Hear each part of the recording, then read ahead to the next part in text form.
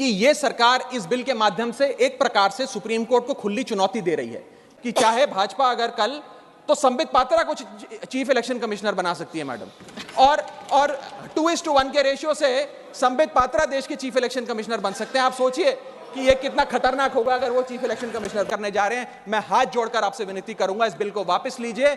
लोगों की देश के लोकतंत्र में बहुत आस्था है, उस आस्था से खिलवाड़ करने का काम। मिस्टर चड्ढा,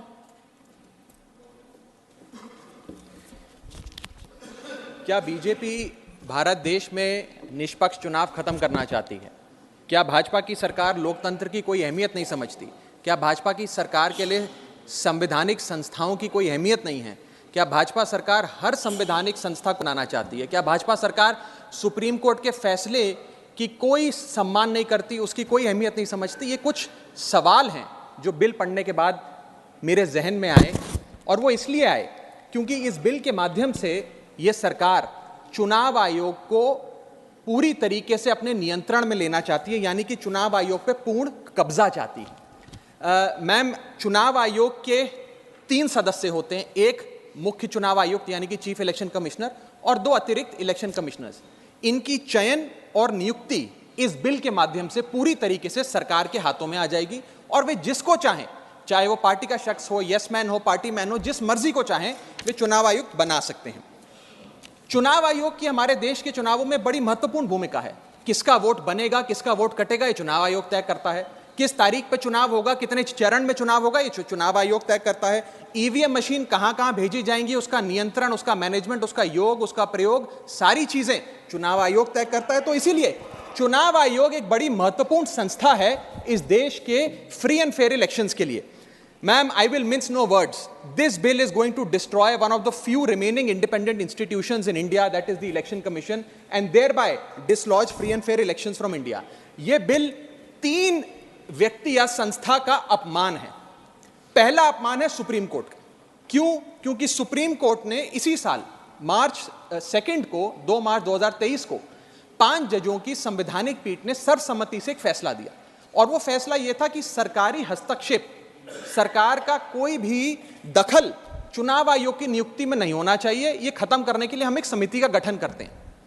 उस समिति के गठन से मुख्य न्यायाधीश को हटाकर एक कैबिनेट मंत्री को डालकर उसका संतुलन बिगाड़ने का काम और सुप्रीम कोर्ट के फैसले को पलटने का काम इस सरकार ने किया, ताकि एक ऐसी व्यवस्था बन जाए जिसमें जो शख्स ये चाहे वही चीफ इलेक्शन कमिश्नर बनेगा।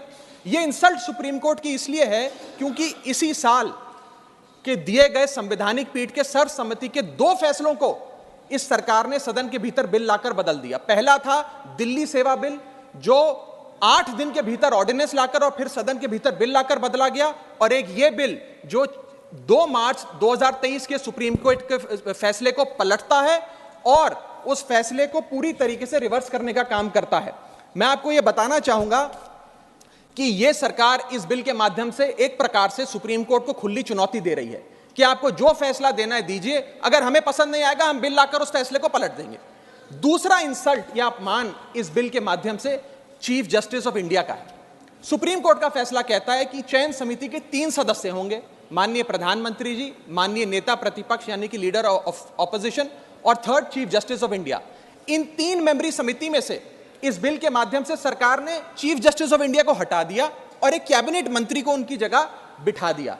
चीफ जस्टिस ऑफ इंडिया से इतना परहेज कि साफ तौर पे उन्हें इस समिति से हटाने के लिए इस बिल को लाया गया। मैं सरकार को याद कराना चाहूंगा कि समय समय पर इलेक्टोरल रिफॉर्म्स के लिए इस देश में कमेटियां बनी, और अधिकांश कमेटियों ने यह फैसला दिया, यह रिपोर्ट दी, यह सजेशन दिया कि समिति के भीतर चीफ जस्टिस ऑफ इंडिया यानी कि इस देश की न्यायमूर्ति को जरूर होना चाहिए। चाहे वो तारकुंडे कमेटी हो, दिनेश गोस्वामी कमेटी हो, वोरा कमेटी हो, इंद्रजीत गुप्ता कमेटी हो, जीवन रेड्डी कमेटी हो, या फिर इसी सरकार की लॉ कमीशन की रिपोर्ट हो। तीसरी इंसल्ट इस बिल के माध्यम से भाजपा सरकार एक ऐसे शख्स की कर रही है जो व्यक्ति भाजपा का संस्थापक थे, जो व्यक्ति आज भी भाजपा के मार्गदर्शक हैं, जो व्यक्ति भाजपा के भीष्म पितामह के नाम से जाने जाते हैं, वो व्यक्ति जो भारत देश के पूर्व प्रधानमंत्री रहे यानी कि लाल कृष्ण आडवाणी जी, पूर्व उप प्रधानमंत्री रहे। मैम, 2 जून 2012 को, और मैं राज्यसभा के पटल पे इस लेटर को रखूंगा, 2 जून 2012 को माननीय लाल कृष्ण आडवाणी जी ने उस समय के प्रधानमंत्री डॉक्टर मनमोहन सिंह को पत्र लिखकर कहा कि चुनाव आयोग की जो भूमिका है चुनावों में बड़ी महत्वपूर्ण है, उसकी नियुक्ति पर एक बहुत बड़ा संदेह, प्रश्न चिन्ह लगा हुआ है और उसकी नियुक्ति सरकार के हाथ में नहीं होनी चाहिए। और वो लिखते हैं, the present system whereby members to the election commission are appointed solely on the advice of the prime minister does not evoke confidence in the people. Keeping these important decisions as the exclusive preserve of the ruling party renders the entire selection process vulnerable and open to manipulation and partisanship. और वो कहते हैं कि समिति 5 सदस्यों की हो जो सीईसी की चयन करे, उनकी नियुक्ति करे, जिसमें प्रधानमंत्री हो, जिसमें लीडर ऑफ ऑपोजिशन लोकसभा हो, जिसमें लीडर ऑफ ऑपोजिशन राज्यसभा हो, जिसमें चीफ जस्टिस ऑफ इंडिया हो और कानून मंत्री हो। यानी कि 2 सदस्य सरकार के, 2 सदस्य ऑपोजिशन के और 1 न्यायपालिका के। ये समिति बड़ी अच्छी है। यानी कि आडवाणी जी भी चीफ इलेक्शन कमिश्नर की स्वतंत्रता के लिए, चुनाव आयोग की स्वतंत्रता के लिए लड़ते रहे, लेकिन इन लोगों ने आडवाणी जी को भी उनके हक की, उनके अधिकार की बात नहीं दी। आज मैं सदन में दूसरी बार लाल कृष्ण आडवाणी जी के हक की, उनके अधिकार की बात मांगने के लिए खड़ा हुआ हूं। पहला जब उन्होंने दिल्ली सेवा बिल पर कहा था दिल्ली को पूर्ण राज्य का दर्जा दिया जाए, और आज जब उन्होंने कहा कि चीफ इलेक्शन कमिश्नर की नियुक्ति स्वतंत्रता से हो, निष्पक्ष तरीके से हो। आगे मैं 3 महत्वपूर्ण कारण बताना चाहूंगा मैडम, जिसके चलते ये बिल को आज मैं और मुझे लगता है समस्त विपक्ष अपोज करता है। पहला कि ये बिल पूरी तरीके से इलीगल है, गैर कानूनी है, और वो इसलिए है क्योंकि you can not reverse a supreme court judgment without changing the very basis of it. यानी कि अगर आपको सुप्रीम कोर्ट के फैसले को पलटना है तो सुप्रीम कोर्ट जिस फैसले को देते हुए जिस आधार को रेफर करता है, आपको उस आधार को बदलना पड़ेगा। आप सीधा फैसला नहीं पलट सकते। लेकिन इन लोगों ने सुप्रीम कोर्ट के फैसले की मूलभूत भावना को इस बिल के माध्यम से चोट पहुंचाने की कोशिश करी है और निष्पक्षता को चुनाव आयोग की भंग किया है। दूसरी कारण क्यों ये बिल गैर का, इसलिए क्योंकि ये बिल बेसिक स्ट्रक्चर, मेरा माइक चला गया, क्योंकि ये bill basic structure of the constitution के खिलाफ है। Basic structure of the constitution है free and fair elections, basic structure of the constitution है निष्पक्ष चुनाव और डेमोक्रेसी। अगर बायस्ड इलेक्शन कमीशन होगा तो चुनाव भी बायस्ड होगा। अगर गैर निष्पक्ष तरीके से चुनाव आयोग चुना जाएगा तो हिंदुस्तान में चुनाव भी गैर निष्पक्ष तरीके से होंगे। इसीलिए यह basic structure of the constitution को भी पूरी तरीके से वायलेट करता है। मैं आगे बताना चाहूंगा कि दूसरा महत्वपूर्ण कारण क्यों यह बिल एक प्रकार से सरकार के हाथ में चुनाव आयोग का पूरा नियंत्रण दे देता है। Why is the selection committee biased in the favour of the government? Supreme court ने कहा 3 मेंबरी समिति होगी जो तय करेगी कि चुनाव आयोग में कौन कौन बैठेगा, प्रधानमंत्री, लीडर ऑफ ऑपोजिशन और चीफ जस्टिस ऑफ इंडिया। इसमें से चीफ जस्टिस ऑफ इंडिया को निकाल बाहर कर एक कैबिनेट मिनिस्टर को इसमें डालकर पूरा नियंत्रण सिलेक्शन समिति का इन लोगों ने बिगाड़ दिया, जिसके चलते आज इस समिति में सरकार के पास 2 वोट हैं। 2:1 से सारे फैसले मेजॉरिटी से सरकार ले सकती है। इसमें सर्वसम्मति से फैसला नहीं लेना, यूनानिमिटी से फैसला नहीं लेना। सरकार चाहे तो 2:1 से कोई भी फैसला ले सकती है। यानी कि सारा नियंत्रण, कौन मुख्य चुनाव आयुक्त होंगे, कौन चुनाव आयुक्त होंगे, ये सरकार के हाथ में आ जाता है। और ये एक ऐसी व्यवस्था बनाता है कि एक पार्टी मैन, एक यस मैन चुनाव आयुक्त बन सकता है। वो दिन भी दूर नहीं बन गए। मैं आगे चलता हूं। पैरा 9 इस सुप्रीम कोर्ट जजमेंट का कहता है, the executive alone being involved in the appointment ensures that the commission becomes and remains a partisan body and the branch of the executive. The independence of the commission is intimately interlinked with the process of appointment. यानी कि supreme court ये कहता है कि चयन का जो पूरा प्रोसेस है वो पूरी तरीके से इलेक्शंस कैसे होंगे, फ्री होंगे कि फेयर होंगे, वो तय करता है। मैं आगे चलता हूं। 14 मिनट है मैडम, अभी तो 6 मिनट बाकी हैं। सुप्रीम कोर्ट आगे अपने पैरा 186 में हाईलाइट करते हुए कहता है, a person who is weak need before the powers that be cannot be appointed as the election commissioner. A person who is in a state of obligation और feels indebted to the person who has appointed him fails the nation and can have no place in the conduct of elections, forming the very foundation of our democracy. An independent person cannot be biased.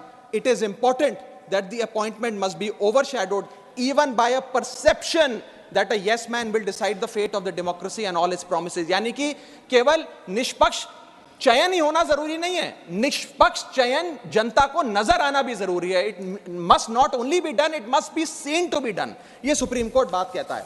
मैं आगे चलता हूं। तीसरा कारण कि क्यों हम इस बिल को अपोज कर रहे हैं वो है कि ये जो प्रपोज्ड सिलेक्शन कमिटी है इसमें कोई चेक्स एंड बैलेंसेस नहीं है।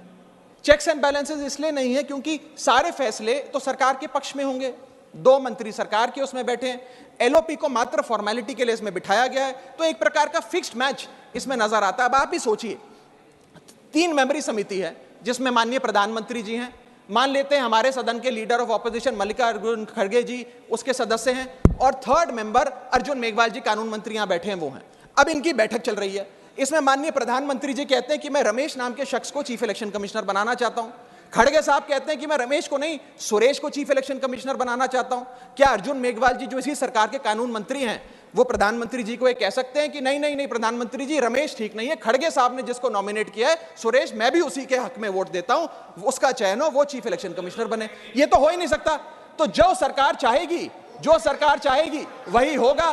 तो एक प्रकार से निष्पक्षता और स्वतंत्रता चीफ इलेक्शन कमिश्नर की खत्म करने का काम ये करती है। हमने बचपन में एक मुहावरा सुना था, जिसकी लाठी उसकी भैंस।